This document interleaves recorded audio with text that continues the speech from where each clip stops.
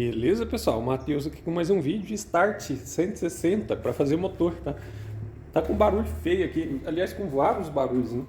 Então vamos ligar aqui e dar uma primeira analisada aqui no barulho do motor.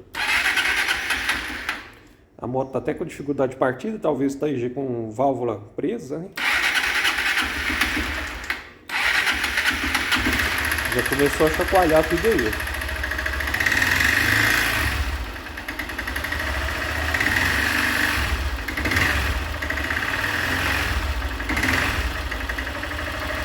Tá com os dois tipos de barulho. Um barulho parece que é a válvula desregulada, pode estar uma válvula presa e outra muito folgada. E tá com um barulho que pode ser até saia de pistão batendo. Se fosse biela, acredito eu que estaria batendo até no manchamento. A moto nem está querendo parar no manchamento. É só quando acelera um pouco, parece que sai de pistão que está batendo. Vamos desmontar a parte de cima e conferir.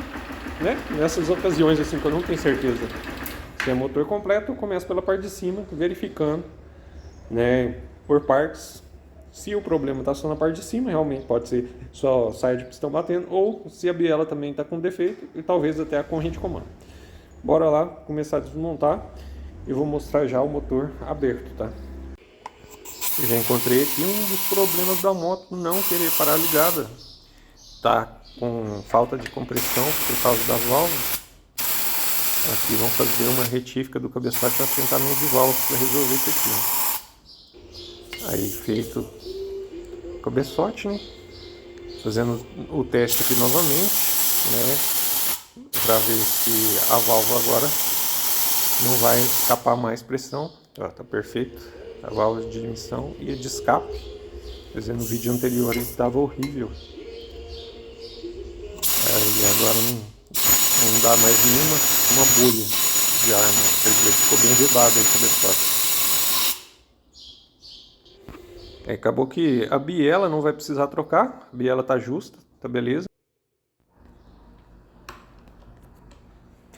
Aí, no final das contas, ó, o defeito mesmo era a folga na saída do pistão, ó. Como o pistão tava folgado aqui no cilindro.